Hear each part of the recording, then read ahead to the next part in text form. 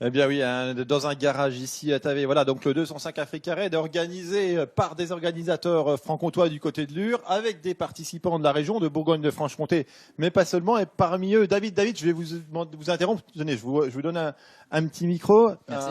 Voilà, un franc-comtois pur souche. Vous allez participer à ce 205 Africa Raid au mois d'octobre. Comment elle vous est venue cette idée d'aller partir à l'aventure avec une 205? Parce que c'est ça le principe. Voilà, comment vous avez eu cette idée? Alors l'histoire, ça a commencé en 2017. On a participé avec ma femme au pré-départ de l'Africa Raid, donc à frotter les lures. On passe souvent devant. On s'est dit tiens, un jour on va s'arrêter.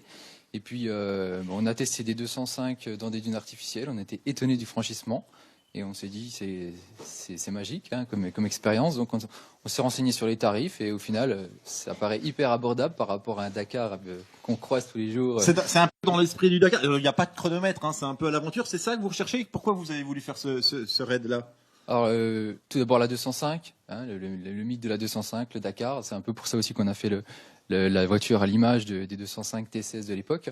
Et puis l'aventure humaine, le fait de pouvoir rouler dans le désert, c'est pas quelque chose qui est quand même assez exceptionnel. Donc du coup, c'est ça qui nous a motivés en particulier. Alors, un mot rapidement sur cette 205. C'est le principe du 205 Africa Raid. Tous les équipages sont à bord d'une 205. Il faut rappeler que c'est la voiture qui a sauvé quand même la marque Peugeot Talbot en 82. Elle vient d'où votre voiture? Alors moi, c'est une voiture que j'ai achetée pas très loin d'ici, à Mulhouse, pour 250 €.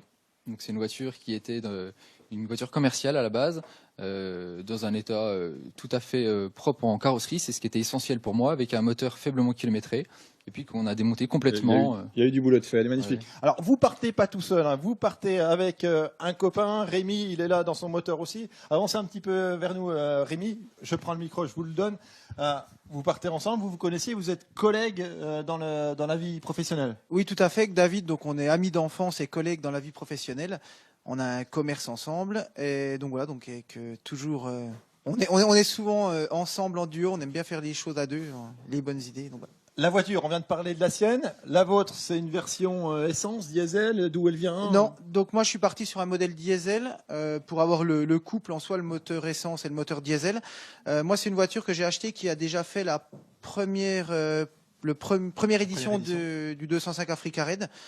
Donc elle était déjà arsautée, mais il y a eu une préparation. Elle est déjà entraînée, vous avez un avantage sérieux là. Donc voilà. Mais étant donné qu'elle a eu un passage de 10 ans, elle était 10 ans en mode pause, donc voilà, révision complète. Partir à l'aventure dans le sable avec des voitures d'usine en 2 roues motrices, ça vous effraie pas? Vous vous attendez à quoi? À passer ou à avoir des galères quand même? Je pense qu'on va passer relativement facilement, comme David le disait. Les essais de franchissement à frotter les lures, c'est vraiment surprenant. C'est vraiment des voitures qui sont passe-partout entre guillemets, mais je pense qu'il y aura 2-3 galères, mais c'est le but aussi de l'aventure. Et vous allez être bien entourés, parce que tous les deux vous partez pas tout seul. Il y a juste derrière deux charmantes dames en t-shirt orange qui sont dans les cartons. On va vous expliquer pourquoi. Elles seront de l'aventure aussi, avec un côté humanitaire qu'on évoque dans quelques instants. À tout de suite, Pascal.